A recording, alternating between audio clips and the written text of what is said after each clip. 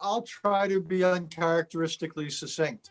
So hopefully we can get to most of the questions. I will not channel my inner filibuster. I will do it that way. Excellent. So as Sam just mentioned, we want each of you teachers to pose your question.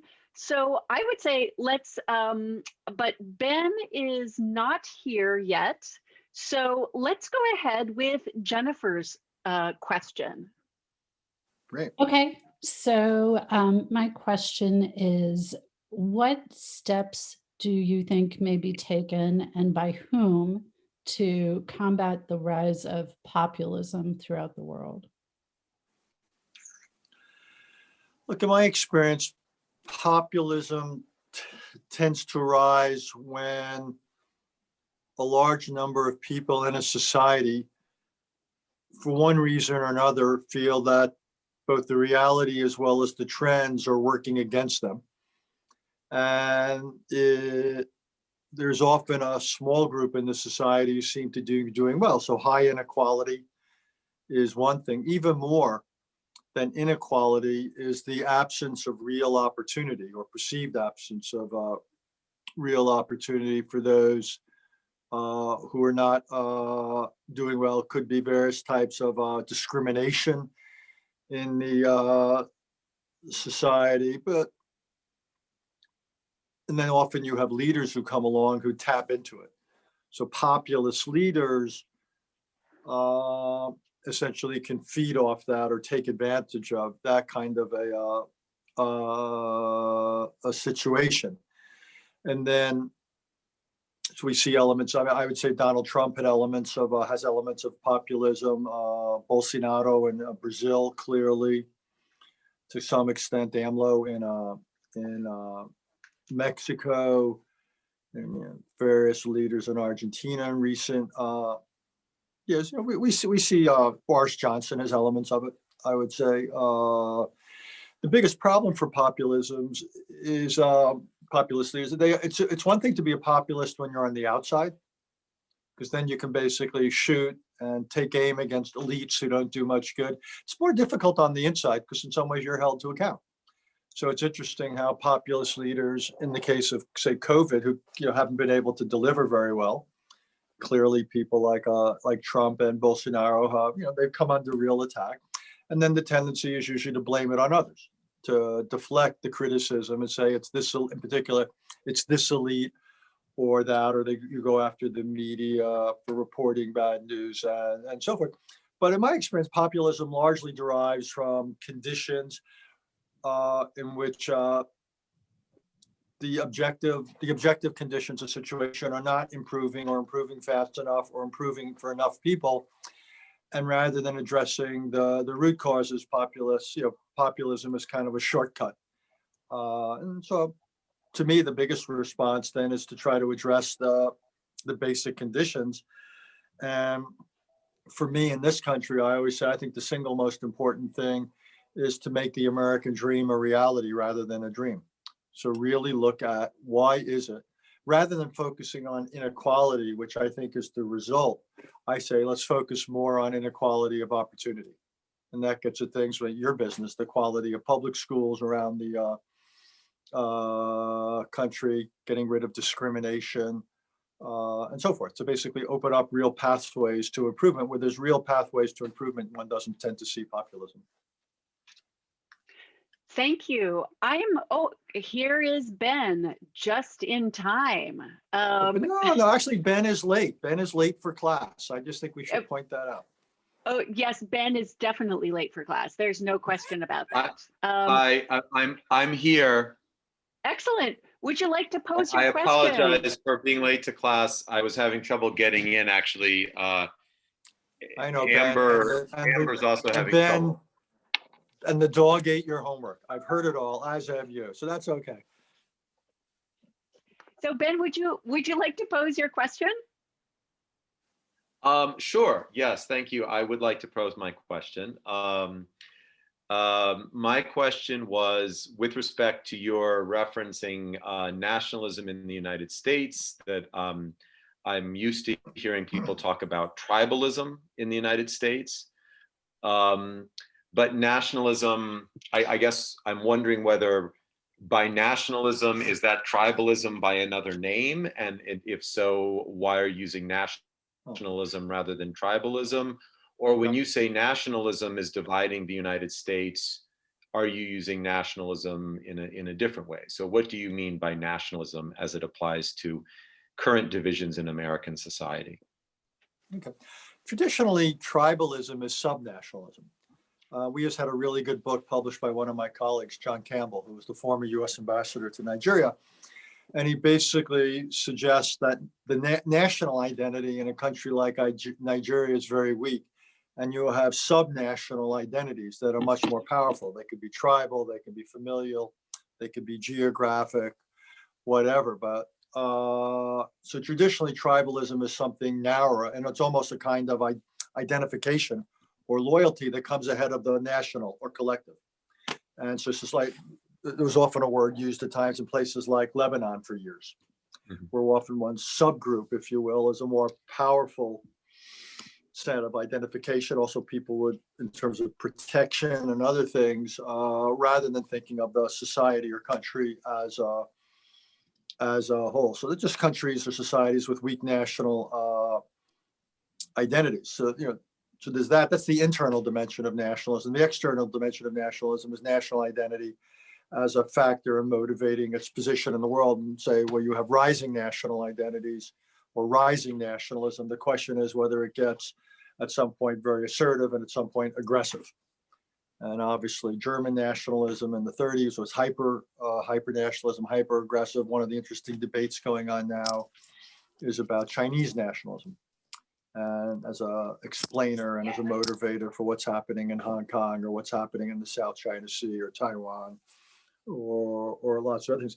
I don't remember what I said the other day, so I'm a little bit at a disadvantage in terms of speaking about. I did use the idea of one country, two or multiple nations. So I may have said that, maybe in that sense, fair enough, that there's a subnational, or that people, either it could be a subnational or it could be their sense of what the national identity ought to be, or the national personality or character ought to be. And right now we may have slightly competing views about what the direction of the country ought to be, what ought to be the norms and values, and to some extent probably policies that ought to define it.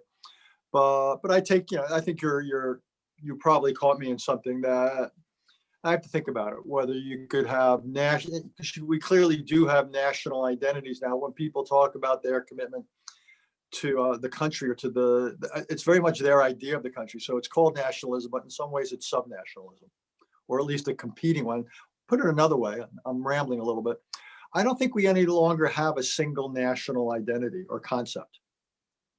And that's a dangerous thing for the United States, because we were founded on that. We knew what we were against. To some extent, we knew what we were for. And in the absence of a national identity, a kind of national civic culture, we then either have competing national cultures and identities, or we have substitutes for them. And that's really dangerous, because then you end up with religious ideas or racial ideas and so forth. And I think that's what we're beginning to see elements of in this country. Michael, did you want to jump in with your follow-up question? Doctor, I was just wondering how you would term like the movement in Catalonia, or the movement amongst the Flemish speakers of the northern part of Belgium. Are those tribalisms writ large, or are those nationalisms in the making? Well, what it is, at some point there's a difference between tribalism and nationalism. I'm not sure where it is. And tribalism seems like maybe a slightly pejorative term. Nationalism seems slightly more polite. So I don't want to necessarily stick with it. But you have nationalisms in place. You mentioned Catalonia, where basically you have a geography and a demography that are essentially saying, we don't look to Madrid. We don't consider ourselves Spanish so much as we look to our local capital, our local language, and we see ourselves as Catalan. Or the Kurds have had that historically, since the Kurds never had a state of their own. When the musical chairs stopped after World War I, that the Kurds were left without it. They were divided principally into four uh, countries. And so the whole idea of national self-determination is the idea that there ought to be a congruence between nation and states, that nations ought to have their own states. The problem is now the map is pretty well filled out. So nations within nation states, if they want to have a state of their own, it comes at the expense of the nation state they're currently a part of, Catalan being a perfect example. So I think they see themselves as a national movement, but their movement is, the nation is defined as Catalonia, okay, Catalan. And so I don't know, tribal sounds pejorative, and it sounds a little bit too narrow. It's just simply, I think, a sense of identity. It tends, by the way, to get inflamed when there's discrimination against the group, when they don't have opportunities. It's not just a question of language and religion. It's usually a question of discrimination, persecution, and some sense that they're never going to be able to satisfy their legitimate aspirations within the existing nation state. And therefore, it tends to feed a national movement, it was very different when we had the colonial era. It gave rise to a lot of nation states, particularly after World War II. But now it's just different because it's to use the musical chairs things, the music has basically stopped. We're no longer in the allocation of new nation states business. So it has to come out of somebody's hide as opposed to as somebody's empire. So it's a really different set of calculations. But I think it does, I guess tribal seems a little bit too narrow and pejorative. And I think the real question is, can you come up with approaches to autonomy and opportunity so people don't feel that a separateness and independence is the only way to go? Now, it can happen, by the way, 30 more seconds, peacefully. You had, after the end of the Cold War 30 years ago, the split up of Czechoslovakia, and Czechs and Slovaks peacefully went their own way. Obviously, it did not work peacefully or well in the former Yugoslavia, and it was bloody and worse. So I think it's the exception where it works out peacefully at this point. Now it's basically, again, because the world is pretty settled in some ways, quote unquote, at least cartographically. It tends to be pretty violent, and you've seen the resistance. I think we're gonna have one other test of it pretty soon, by the way, which is going to be in post-Brexit UK. I think we're going to see it. So I wouldn't call I'd call it Scottish nationalism, not Scottish tribalism. The idea that Scotland, which has its own history, has its own identity, I think many people there will opt for a country of their own on the basis that they want to be part of the EU. They want to be part of Europe. And I believe, Boris Johnson has basically said, we're not obligated to say that's okay. So I would simply say, watch that space. It also could obviously trigger events in Northern Ireland and Ireland. If people in Northern Ireland decide they too want to stay in Europe, then their path to Europe is Irish unification. That would obviously be problematic for the Protestants or the so-called Unionists of Northern Ireland. So watch that space. So, there are, but I guess I'll move away. I think tribalism just seems a little bit too narrow and a little bit too pejorative, unless it literally is based on tribe. I think it's when I see the literature, the word tribalism is used as a kind of slightly loaded word to describe behavior that tends to be pretty intolerant of others, pretty absolutist in its identities and loyalties, fairly homogenous as opposed to a spirit of anything that is heterogeneous.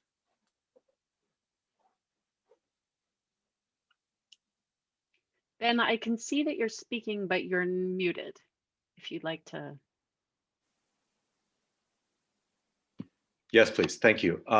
So just as a quick follow-up, we see in terms of nationalism in the United States, kind of a positing of like a sort of civic nationalism as an alternative to kind of like a racial or ethnic nationalism. So you have the nationalism of, sort of white Anglo-Saxon nationalism of, Beveridge or Roosevelt. But if you're rejecting that, then we have sort of this civic ideal as nationalism. But we've seen conflict over that even this week in the debate over, this is not who we are versus, this is who we are. And sort of the argument that this sort of civic nationalism really is just obscuring white supremacy in the United States, for example. And so I guess my question is, are there other nations, are there other societies where a civic nationalism as opposed to an ethnic nationalism has actually succeeded? Because we see that becoming a lot more complicated now for ourselves. The answer is yes. But I think your distinction is important. This country was based on an idea, on a civic nationalism. It wasn't based on religion or color, despite slavery and all that for the first 75 years or so of our existence, and ultimately that the inconsistency between our principle and the reality of slavery, more than anything else, led to civil war.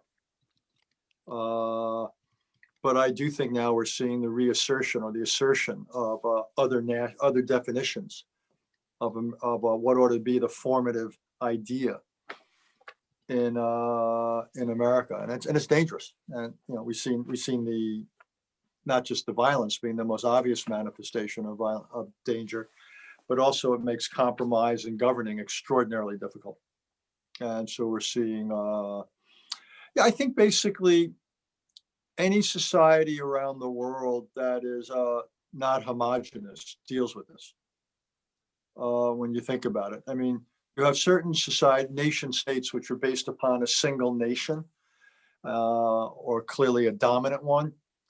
Japan's a perfect example of a fairly homogenous society. India is dominated by overwhelmingly by Hindus, but there is now, and in recent years, the question of almost whether Indianness would take or Hinduness would be the dominant ideology of India. And I think there's tension there. And I think India is going through a really interesting and difficult experience. I think what's going on in China is different. You have the Hans, who are the dominant ethnic group in China. I think the Uyghurs are being discriminated against, or worse, interned, and the rest, less for traditional reasons of racial or ethnic intolerance, more because they're seen as too separate. And the one thing the Communist Party of China doesn't want to allow is separateness, because they fear the loss of authority and the challenge to the party. I think Russia at times has dealt with this in recent years, some of the problems in Chechnya and other places. So, but I think some certain countries in Europe are probably better examples of multi-ethnic societies where things have worked pretty well, where you've had a national idea. And in some ways, the EU is interesting, because one of the concepts of the EU, given the history of the first half of the 20th century, was to supersede national identities with a supranational identity called Europe. And that was a way to move beyond Franco-German, British, Italian frictions, which had defined the first half of the 20th century and much of the latter part of the 19th century. So I just think it's, it tends to be in the Middle East and Africa are probably the parts of the world where there's been the most problem in sorting this out. And some would say in many cases, it's because the lines that were inherited by these newly created nation states, mostly, in the mid 20th century after World War II, those lines did not conform to various ethnic, historic, racial, tribal realities.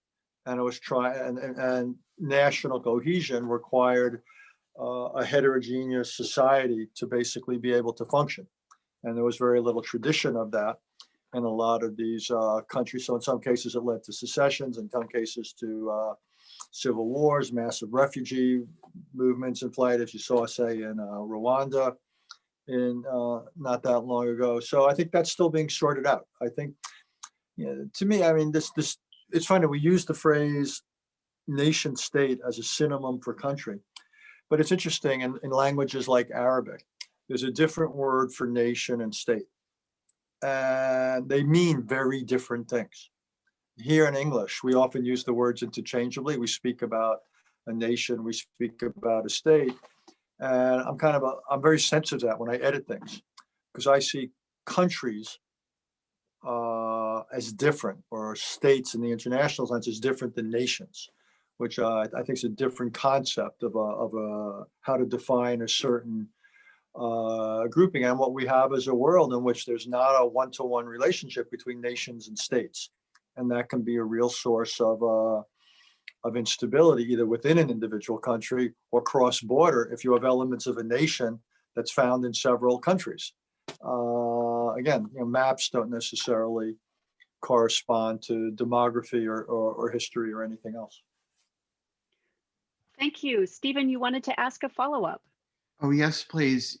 You touched on it last week, but could you talk about the factors that might drive in Israel, how things might play out between Jews and Muslims, Israeli citizens, Palestinians? What might we look for? Well, that could take the rest of our time today. Look, when how do I want to go this?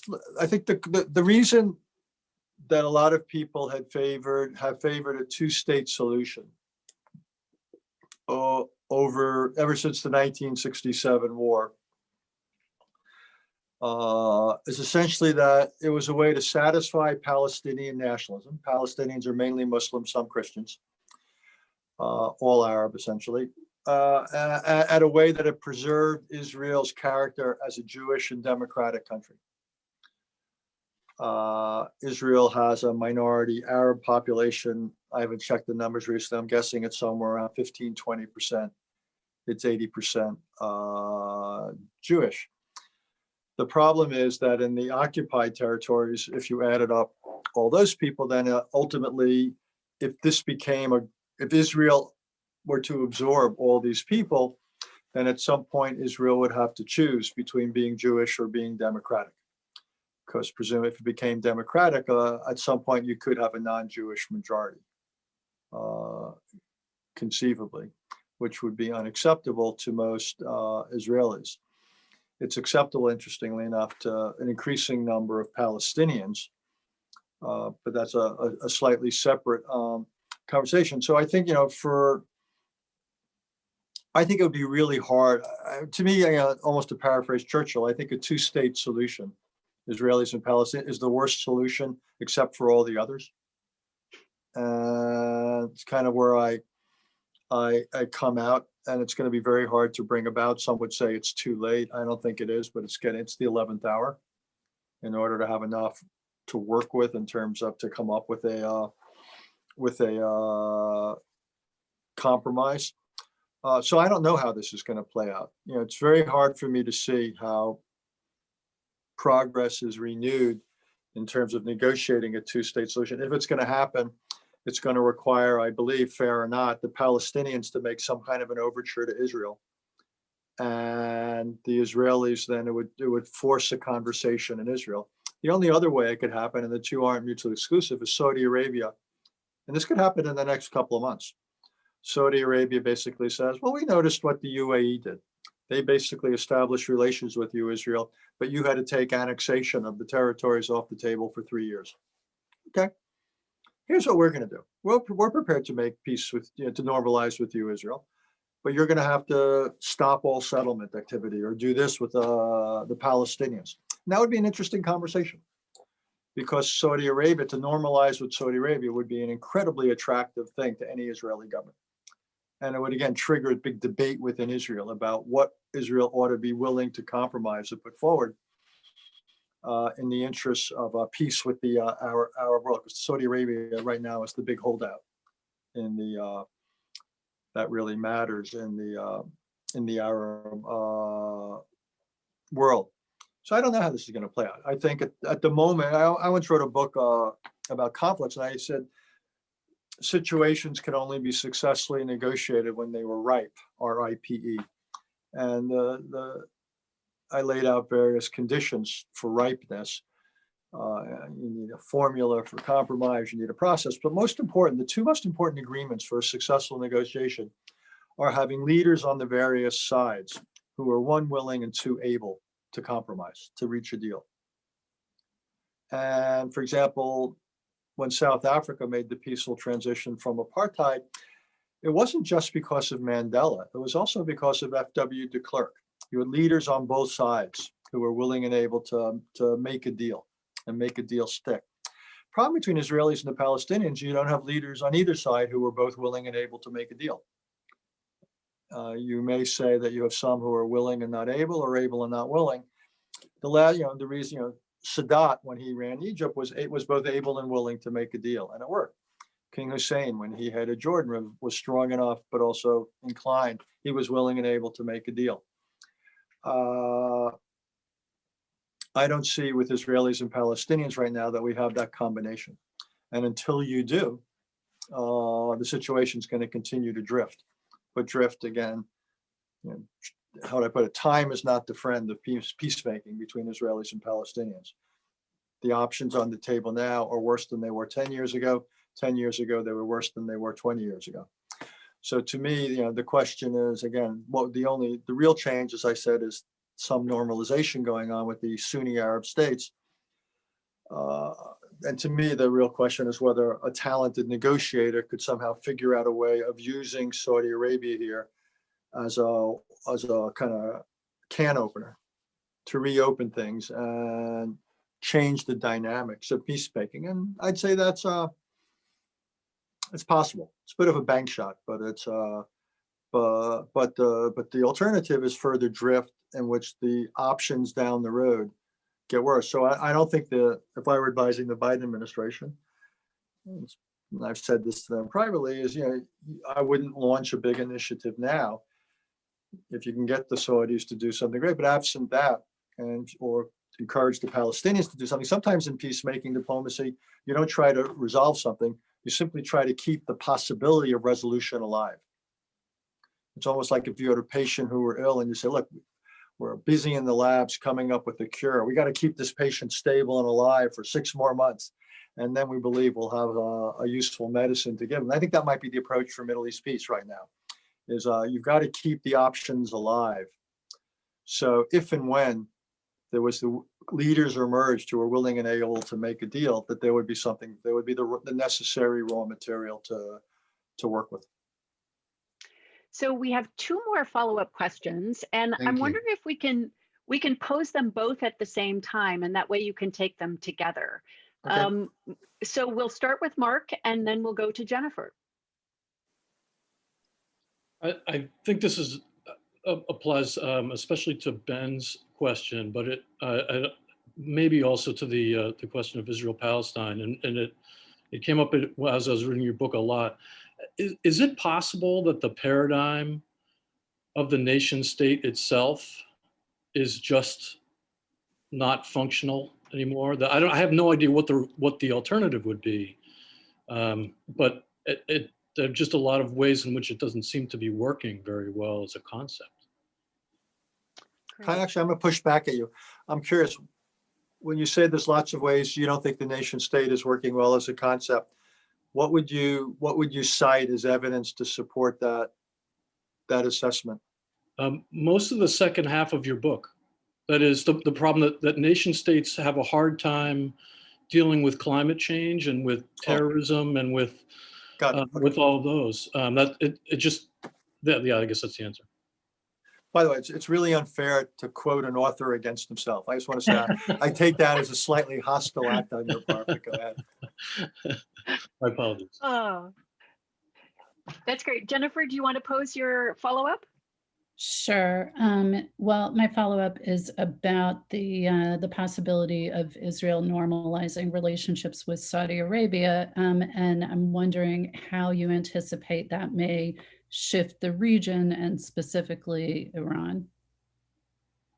Well, let's take the second one first. I mean, if Israel were to normalize with Saudi Arabia, my hunch is it would have certain implications for the Palestinian issue. One of the reasons they would normalize, indeed, probably possibly from both of their points of view, the principal rationale would be to coordinate against Iran. I think one of the big changes to the region, whereas 20 or 30 years ago, if you had asked Arab governments what's the biggest threat, they would have said Israel. I think if you asked them now, they'd say Iran. And in the old, the enemy of my enemy is my friend, I think there's a little bit of a concern or shared concern about Iran, particularly what the Saudis and others and the Israelis obviously don't want is an Iran with nuclear weapons capability. And they're all uncomfortable with the Iran's reach in the region, in Iraq and Syria, Lebanon, its support for militias, terrorists, what have you. So I think there's the emergence of a really serious Iranian threat or challenge to them has led them to a desire to figure out a way of, at least if you can't resolve issues between them and Israel or Palestinians, at least not allow them to preclude cooperation against Iran. This has been going on, by the way, privately for some time. There's quite a lot of intelligence sharing and other type meetings going on between Israel and the Arab states, even before the recent normalizations. But there are certain things you can do more easily or only do if it's out in the open. So I think that's the big impetus. I think also the Arabs are a little bit tired of the Palestinians, that issue. And I remember, like when I was at the White House, the Arabs were furious with the Palestinians in 1990, if you recall, after Saddam Hussein in Iraq invaded Kuwait and all the Arab countries felt vulnerable to Iraq, the Palestinians sided with Saddam Hussein. That did not, people remember that. What they saw as their hour of need, the Palestinians weren't there for them. And that has, shall we say, that kind of changed, I think, Arab perceptions about the Palestinian cause. The question about nation-state unit being suboptimal. Well, I guess my view is maybe, except I don't see a serious alternative to it. So since I'm a realist, my reaction would be, the only place there's a serious alternative unit to the nation is Europe, which is the EU. And even though it's composed of nation states, there is been over the last couple of decades, a slight shift in the pendulum in terms of the authority and responsibility and decision-making role of national capitals as opposed to Brussels. It's like a dial, it's a rheostat, it's not a switch. And that's the only part of the world where I see the nation state losing some ground to a supranational body. I wouldn't exaggerate it. We saw with Brexit, it moved in the opposite direction, and we'll see what happens. It's always a tension, but that's the exception. In the rest of the world, the nation state is, however dysfunctional it may be at home, it's alive and well. And the principal alternative to it is more nation states. That if the current nation state doesn't work, it'll break down and some of these subnational units become nation states of their own. There's not a supranational alternative any other place in the world that has any serious traction. No, for me, the challenge is for nation states to realize that it's in their collective interest to do something collectively about these phenomena, these manifestations of globalization that don't respect borders. So the challenge is for nation states to come together to do something about terrorism or proliferation or climate change or infectious disease, or to set rules for the internet. Essentially, it's a favor. In order to do a favor for themselves, they also have to do a favor for others. They've got to act collectively in order for anyone to benefit. So that's the challenge. It's to come up with forms of multilateralism that address these problems that no country can address successfully on its own. And it's then the willingness of governments to do this, and it's proven maddeningly frustrating. And I think well, we've had a perfect example of it in health, in public health recently, the limitations of the World Health Organization. And in this case, the multinational multilateral body was powerless when a major power, China, pushed back against it. And we're going to see it in climate change. The U.S. will get back in a week in Paris, but then what? What are countries really willing to do in terms of their own trajectories, in terms of energy use and emissions, and so it's almost as if everyone likes the idea in principle. It's just a bit tougher in practice to come up with these global arrangements, and often national interests take place over collective interests, even when they pay a price for not joining a collective effort. But that's the challenge. That seems to me, that's there's two great diplomatic challenges of our era. One is the familiar one of managing great power rivalry, particularly the US and China. The other great diplomatic challenge of this era is coming up with these arrangements, international arrangements to deal with these global issues. And that's something new and different about this era of history. And we'll see if governments are up to it. Wonderful, thank you. So we have some questions about the role of the United States in foreign relations. And Tuti, I wonder if you'd like to get us started. Sure. Hi, Dr. Haass. So what kind of presence would you like, or do you foresee the US having in the world going forward, especially given kind of the change it's undergone over the last 4 years? Well, I would say I'm hoping we are present, obviously diplomatically, economically, culturally. The military one is, probably intelligence presence. The military one's the most controversial, whatever. In some cases, we want to keep presence. I would say with our allies in Europe and Asia, it's important that the United States maintain presence, a way of reassurance, of demonstration that your alliance commitments are real rather than simply abstract. We don't have much presence in Latin America or Africa. What we have in Africa is largely tailored towards counterterrorism. In the Middle East, we have a declining presence. I would not draw down anymore, to say the least, in Afghanistan or the Middle East, either because we want to help stabilize certain governments, or again, we have an open-ended counterterrorism mission. But in many cases, what will matter more, also there's a difference, just to get a little bit technical here, sorry, between stationing and presence. Stationing is a word that's used for the permanent positioning of troops, or open-ended positioning of troops in a certain geography. You can have presence, though, without stationing. You might have presence because you rotate troops in and out, or you do exercises in a certain place with some degree of frequency. So in some cases, you'll have stationing. In some cases, you'll have presence without stationing. And I think that's a matter in many cases of local politics, what is welcome.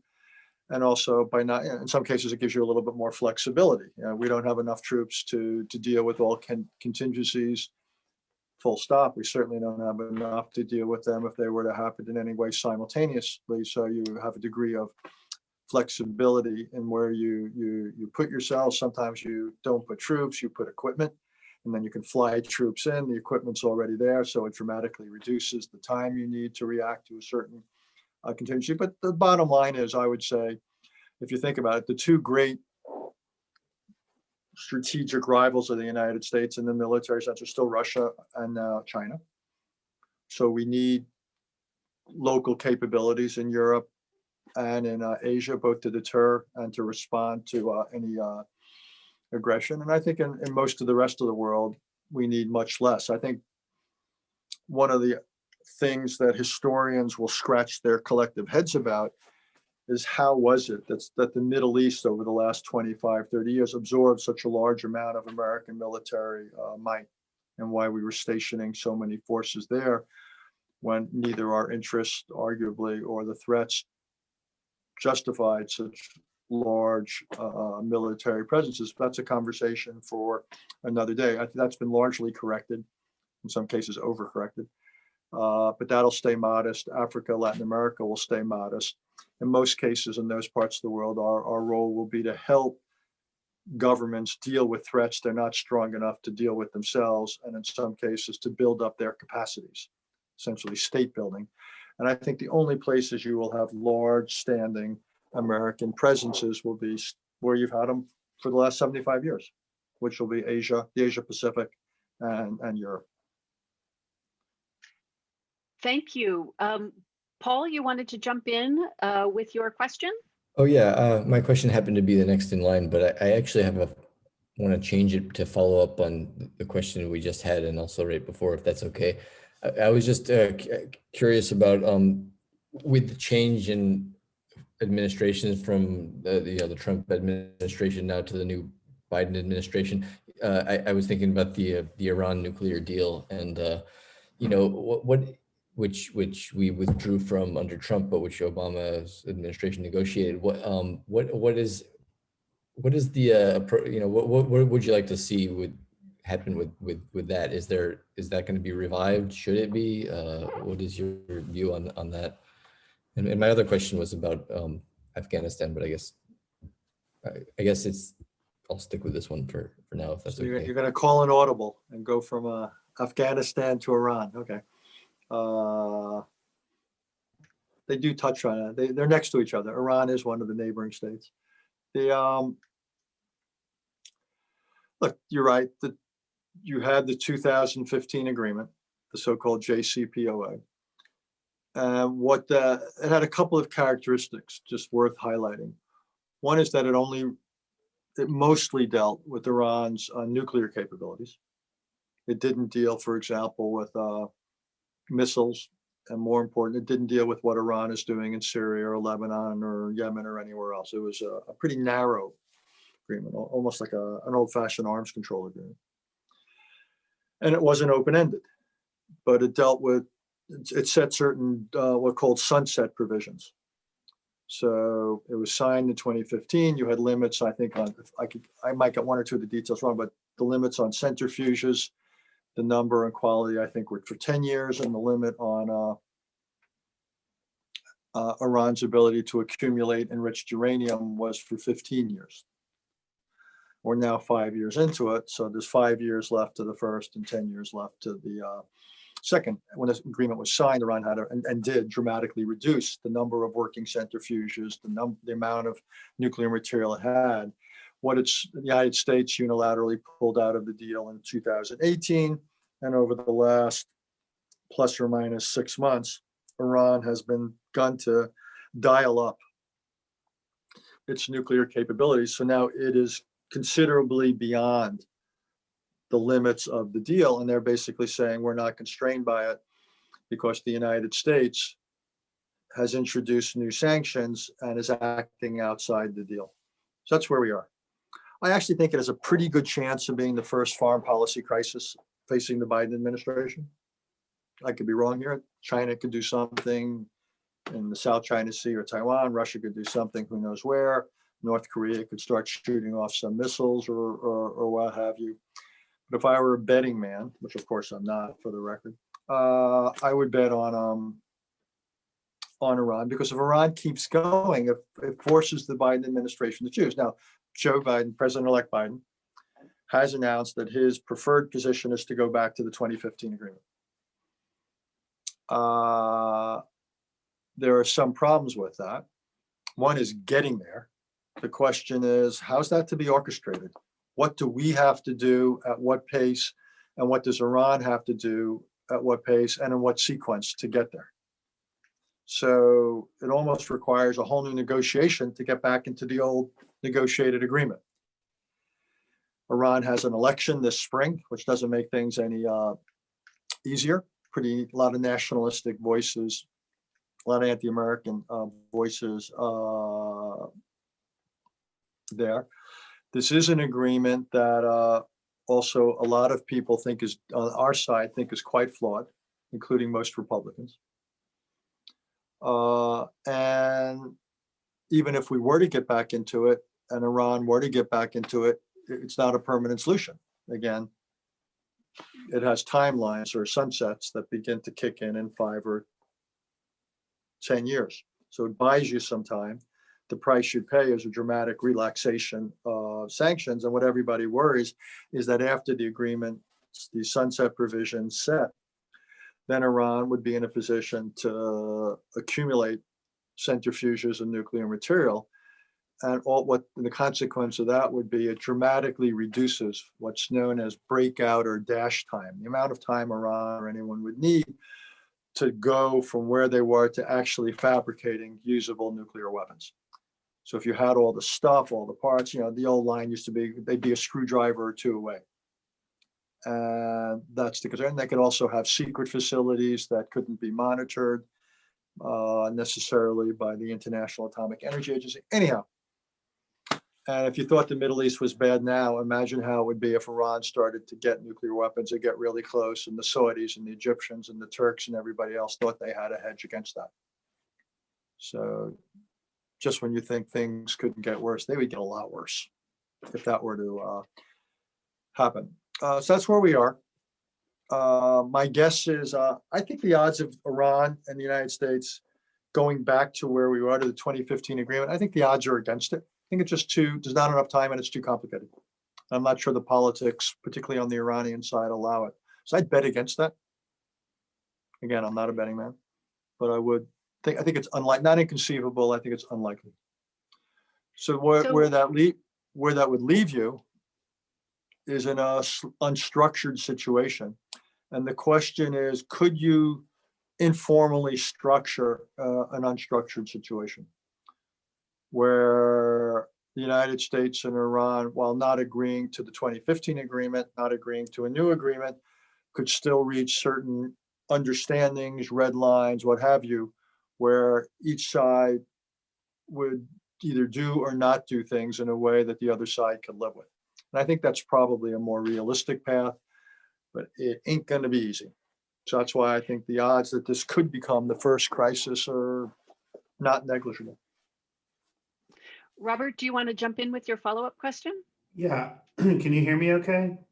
Yes. Yes, I was just going to ask, what if Biden fails to, come up with some kind of, new settlement with Iran? Do you think that Israel will just take this situation to its own hands the way it's bombed Iraq in '81 and it bombed Syria to stop its nuclear program, especially because they might be the recipient of some kind of an attack, that they may not wait for Biden, especially if they feel like they've lost an ally with Trump or something who just defends them no matter what they do? Do you think it's very possible that Israel might just preemptively attack and to prevent them from building up a program that is, because the Biden, like you just said, all these sunset provisions, they don't really solve the problem?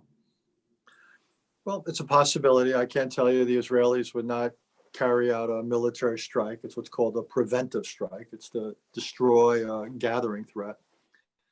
The problem is severalfold.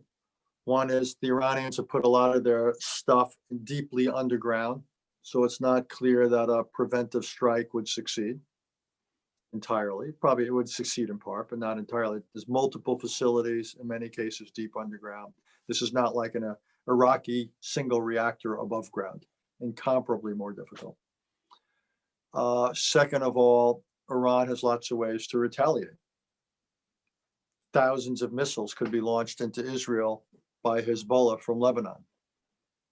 That's the most likely. Certain things could come out of Gaza and so forth. So Iran has terrorism against Israeli embassies around the world. Israel just opened up a diplomatic presence in the UAE. Places like that could be exceedingly vulnerable.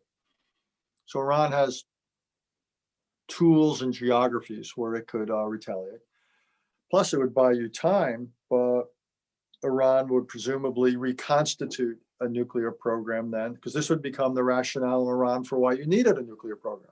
The argument would be, they never would have done that had we had a bomb, because we would have been able to deter them. So I think then Iran would do everything it could to build a nuclear weapon deep underground that the Israelis couldn't region. There would also probably be a kind of rally round the flag behavior in Iran, that the sense to be, we began this conversation talking about nationalism.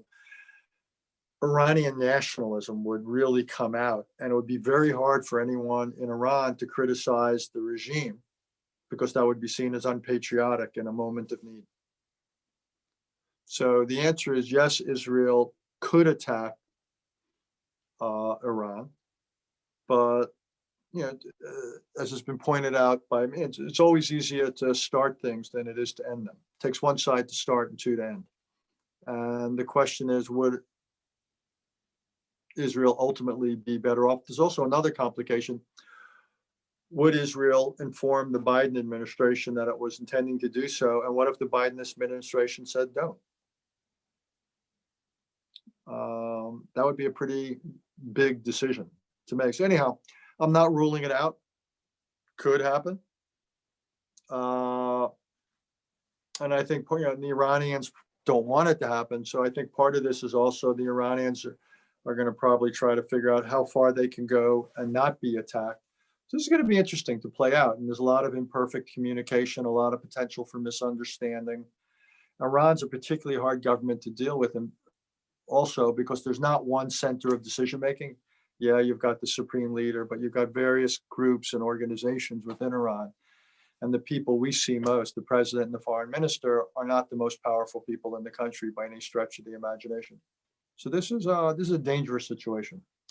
I just had one other quick thing. I mean, it was the same thing with Soleimani. Remember after Trump, who, after he got Soleimani, it was like, Iran's going to retaliate, they're going to do this, they're going to do that. But I thought it was a very overall feckless reaction. It wasn't like I was expecting. I thought Iran would unleash this huge, and it seemed pretty minimal. I don't know if you agree with that, their reaction. I mean, they hit like an army base, some guys got like concussions. I mean, I don't think, it didn't seem like I thought they have a much stronger reaction after we killed their top guy like that. You're right. But I'd also say, if I may quote Saddam Hussein, that's someone who I quote with great regularity. His favorite Arab proverb was, "Revenge is a dish best served cold." I don't think the account is closed from the Iranian perspective. And so you're right, the response to the killing of Soleimani was muted. But again, I wouldn't assume that account is closed. But again, look, you're raising a good point, and this is why these things are. When I used to teach foreign policy, I used to tell the students, just two things you got to know. One is it's really interesting. The other is it's really hard. And this is a good example of why it's so hard. You've got tremendous potential risks and costs from acting. You've got tremendous potential risks and costs from not acting. You've got truly imperfect information. You don't know exactly what you're trying to get. You don't know if you target it, you'll get it. You don't know how the other side might or might not respond. This is tough. This is a really, really, really tough analytical challenge, which has to precede any decision, whether you're a president or a citizen, to know what it is you advocate for, or if you're a student trying to learn. I mean, it makes for great simulations. One of the simulations we have available is model diplomacy. And I think there's one that's based on this scenario. If not, there soon will be, but I'm pretty sure there is. This is a way to just show, here's the competing calculations, and hopefully it gives students an appreciation of the complexity and richness of decision making. And this is and it's tough. And by the way, it's real. This is exactly where we could be in a matter of months. So it is becoming clear to me that each of these threads deserve their own masterclass.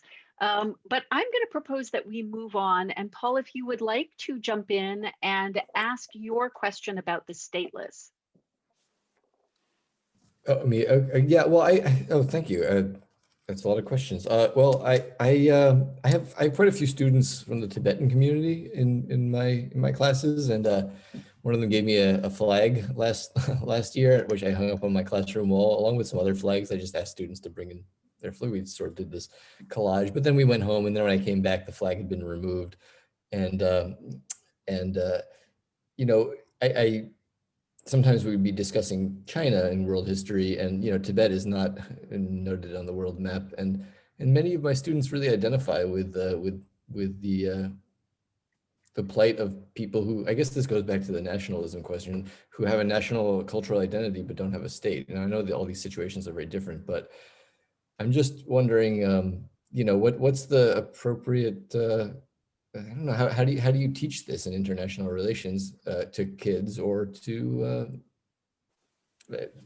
you know, what's the response, you know, besides empathy, I guess. There's empathy, but in terms of, one, it's a reality. It's, you know, as you say, we see it around a lot of the world, whether one deals with Kurds or Tibet, whatever, what's going on in China, what, you know, some would say in our own country, our history with indigenous peoples or others. I mean, you have these realities. So the question is, it's realities. Not every part of reality is attractive. As outsiders, you know, you can advocate for autonomy. You know, like with Turkey and others for years, we used to push for autonomy for the Kurds in terms of education, language, and so forth. That you want to create societies that have a degree of diversity in them. What's so problematic, what the Chinese now are doing, less in Tibet, but vis-a-vis the Uyghurs, it's an attempt to wipe out, in many ways, a culture, a religion, and a culture. And so then, in foreign policy, you can criticize it, you can sanction a country for it, but one of the realities of foreign policy, and it's a little bit of a life is tough conversation with students, is you don't have the luxury, or rarely do in foreign policy, of making that the be all and end all of your relationship, say with a country like China, their mistreatment of people in the Uyghurs, or what they've done in Tibet over the years, because you've got 100 other concerns with China, from their nuclear weapons to what they're doing vis-a-vis North Korea, to the South China Sea, to Taiwan, to economic considerations, to Security Council votes. We were just talking about Iran. China's part of that process. So the question is, how do you advocate for or against something that you've got 25 or 50 other issues you've got to trade off, and you've also only got limited influence? So this is a sober, real world thing. And so you can, as outsiders, you can advocate for things, but if you want a free and independent Tibet, or if you want Hong Kong to go back to what it was, one country, two systems, basically have its own character and personality and laws and all that, you're not going to get there under this government of China. And so the answer, you know, we're not going to go to war with China over that. We can't shut down our relationship with that. So you're left with imperfect outcomes and limited tools. It's a grown-up conversation. It's not a satisfying conversation. It's a grown-up conversation. Thank you. Malcolm, I'm wondering if you'd like to pose your question about human rights. Sure, I'd be happy to. Thank you. Could you speak up a bit? Yeah, sure.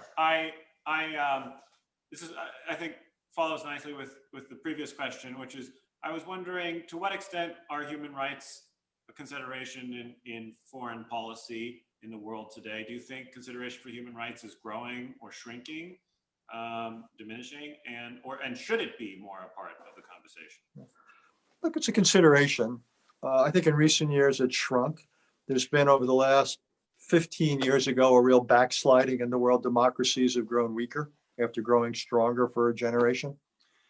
I think respect for human rights has receded around the world, and the priority given to human rights considerations in foreign policy is less than it was. Trump administration did not particularly value human rights. They used them sometimes as a cudgel to beat governments they didn't like, but it lacked credibility in many ways because those countries were being singled out. If you're going to be there's got to be an element of consistency, or it looks too much like opportunism. So I think the honest answer is human rights can and should be a consideration, but just that, it's a consideration, not a determinant. The only time it gets closer to a determinant is when is under two situations. One is when the abuse or denial of human rights is so extreme that you get into areas like genocide. And then there's separate international law and all that to deal with that. But even then, we had genocide in Syria, and the UN, despite something called R2P, the responsibility to protect, did nothing there. And in some cases, we don't like what the Chinese, again, to say the least, we don't like, we were rejected, offended by what they're doing with the Uyghurs, but the question is, what can we do about it? And if China's willing to absorb what penalties we're willing to give, it's difficult.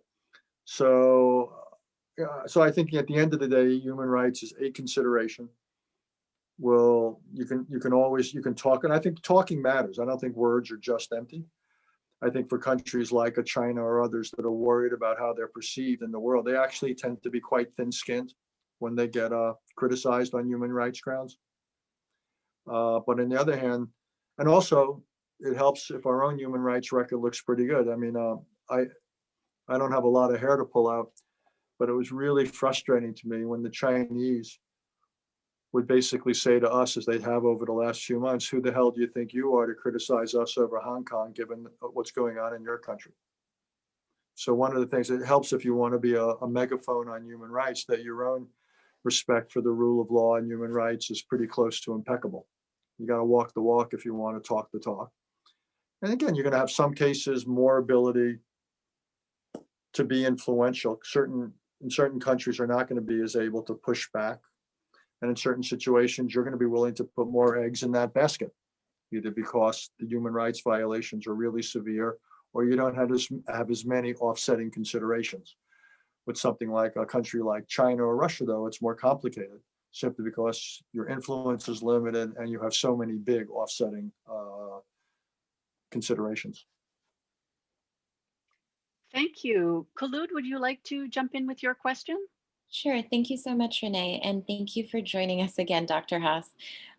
My question is inspired by the idea of the subnational, of how you were talking about the move in foreign policy from the traditional borders to different groups of people within a state, multiple nations within a state.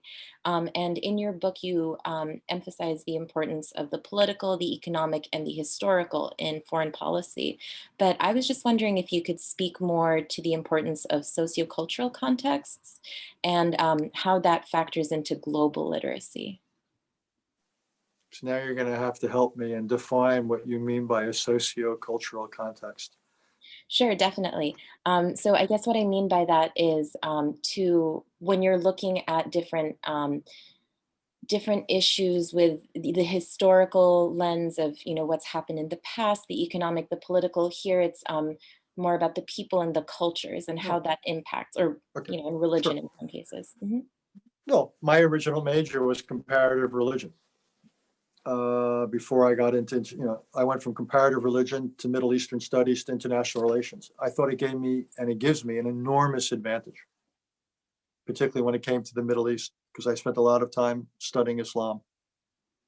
So yeah, I think often regional experts, there's always a tension about whether a lot of young people ask me, is it better to become an economist, a political scientist, focus on international relations, be a historian, or is it better to be a China expert? And then the China experts will sometimes say, if I'm a China expert, should I really be a politics expert, an economics expert, more history, culture? These are all pieces of the analysis, and ultimately they become things that can influence policy. But I think it's a big advantage to have a feel for societies, because ultimately, the last I checked, policy is made by people. And things like religion and values and the rest affect policymaking, affect outlook, how they see the world, how they see this. So I think it's great. I think it's a real advantage. So I always love, I used to bring people when I worked for the president into the Oval Office who had these kind of rich backgrounds. I loved it because it gave, you can only get so much out of reading the daily politics or the GDP is this. But if you really want to get a feel for what's going on and how people might react to certain types of stresses or situations, or what's really motivating them and so forth, I think you need that. So history is really, really hard. I mean, my favorite discipline is always history, but kind of the cultural side is in some ways a close second. I understand why you need the politics and the economics, but I kind of like stuff that gives you a feel for places. Great. Giovanna, please jump in. Yeah, I'd like Renee, to. I'll have to leave you and just to say in about a few minutes, so we may have to sort of come to an end. I've got a 5:15. Okay, great. Thank you. Sorry. I wanted to follow up on that question to maybe bring up some, if I could ask you to bring up an example, maybe where a lack of that awareness to these soft or Sure. cultural moments, and maybe in US policy, where there's ways, considering some of the lessons some of the directions you're pointing us towards, we could learn from. In other words, I got it. pulling it all together, looking backward to look forward. That's my new puppy. Yeah, okay. We have a new puppy too. Hope your progress is superior to ours. I think Vietnam's one of the most interesting case studies of that.